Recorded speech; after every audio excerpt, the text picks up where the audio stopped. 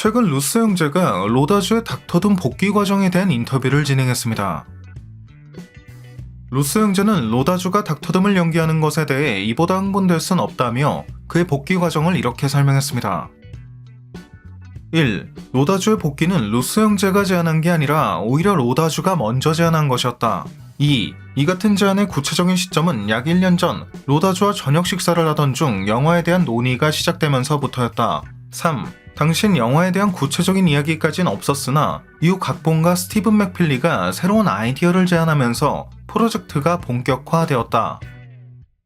이 같은 내용을 미뤄본다면 로다주가 먼저 로스 형제의 마블 작품에 복귀하겠다는 결정을 내린 것이고 이후 로스 형제가 둠스데이 연출을 수락한 것, 그리고 로다주는 이 로스 형제가 둠스데이라는 작품의 메인 빌런 둠을 등장시킬 걸 알고 해당 배역을 맡게 된 거라고 보면 될 것 같은데, 재밌는 건 이 같은 둠스데이에 대한 논의가 나온 시점이 조나단 메이저스가 유죄 판결을 받고 마블 시네마틱 유니버스에서 퇴출되기 전이었다는 거죠. 심지어 지난 23년 말에는 마블이 1세대 어벤져스를 복귀시키고 메인 빌런을 닥터둠으로 교체할 것을 고려 중이라는 기사까지 나온 적이 있기 때문에 조나단 메이저스의 캉은 법적 문제와는 관계없이 메인 빌런 자리에서 밀려날 운명이었던 게 아닌가 싶네요.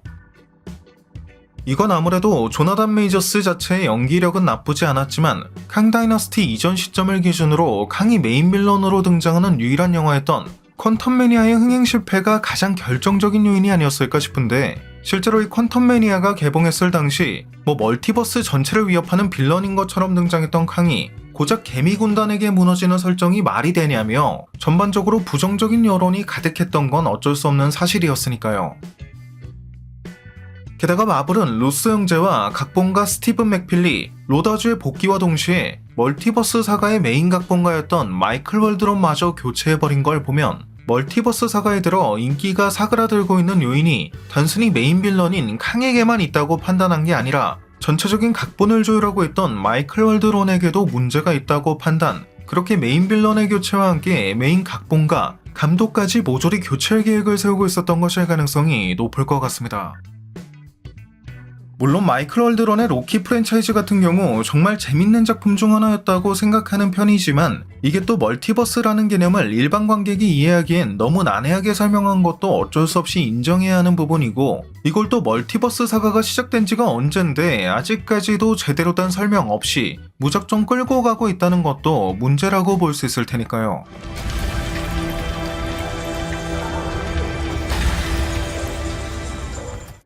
아무튼 이러한 전후 사정을 미루어봤을 땐 조나단 메이저스의 캉이 굳이 법적 문제가 아니었더라도 메인 빌런 자리에서 밀려나는 건 시간 문제였던 것 같은데, 여기에 또 마침 메이저스가 법정 싸움에 휘말린 탓에 이게 마블에겐 오히려 좋아, 오히려 플롯을 전면 수정할 수 있는 기회가 생겼어 라는 고실까지 만들어주게 된 게 아니었나, 이런 생각까지도 해볼 수 있을 것 같네요. 네, 오늘 준비한 영상은 여기까지였습니다. 영상이 재밌고 유익하셨다면 잊지 마시고 꼭 구독과 좋아요 그리고 알림 설정해주시면 감사하겠습니다. 그럼 지금까지 올원이었습니다.